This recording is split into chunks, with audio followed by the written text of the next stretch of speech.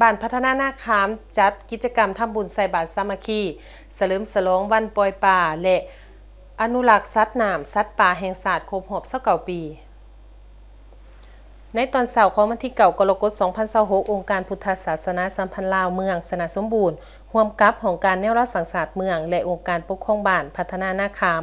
ที่ขึ้นกับตะแสงน้องดูเมืองสนะสมบูรณ์แขวงเก็บประซักได้ร่วมกันจัดกิจกรรมทำบุญใส่บาตรสามัคคีขึ้นเพื่อสืบสานและอนุรักษ์รักษาหีดของประเพณีอันดีงามของชาวพุทธทั้งเป็นการร่วมเฉลิมฉลองวันปล่อยปลาและอนุรักษ์สัตว์น้ำสัตว์ป่าแห่งชาติวันที่ 13 กรกฎาคม ครบรอบ29 ปีอย่างเป็นขบวนการฟื้นฟูและมีความหมายสำคัญอย่างลึกซึ้งให้เกียรติเข้าร่วมและนำพาพิธีทางศาสนาในครั้งนี้โดยพระอาจารย์ใหญ่ค่ำพักพรหมไสยกรรมการองค์การพุทธศาสนาสัมพันธ์ลาวแขวงกระปสักประธานองค์การพุทธศาสนาสัมพันธ์ลาวเมืองสนะสมบูรณ์พระอาจารย์ศรีบุญเฮืองหลวนอัมพรคณะประจำองค์การพุทธศาสนาสัมพันธ์ลาวเมืองสนะสมบูรณ์องค์สวยเวียกงานหอบด่านองค์การพุทธศาสนาสัมพันธ์ลาวเมืองพระอาจารย์ปูบุญอ้อมเย็นดี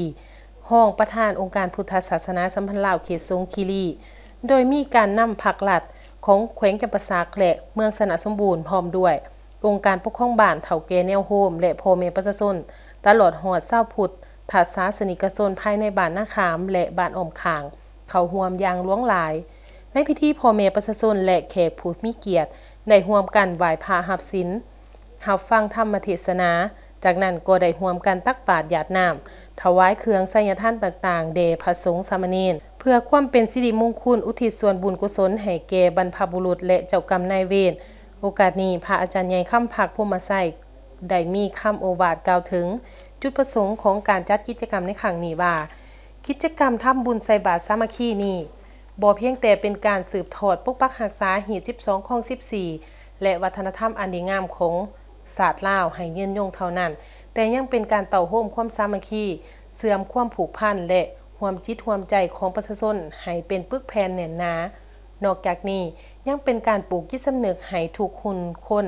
ได้รับรู้และเห็นได้ถึงความสำคัญของวันปล่อยปลาและอนุรักษ์สัตว์น้ำสัตว์ป่าแห่งชาติร่วมกันปกปักรักษาธรรมชาติและสิ่งแวดล้อมให้มีความอุดมสมบูรณ์เคียงคู่กับท้องถิ่นตลอดไป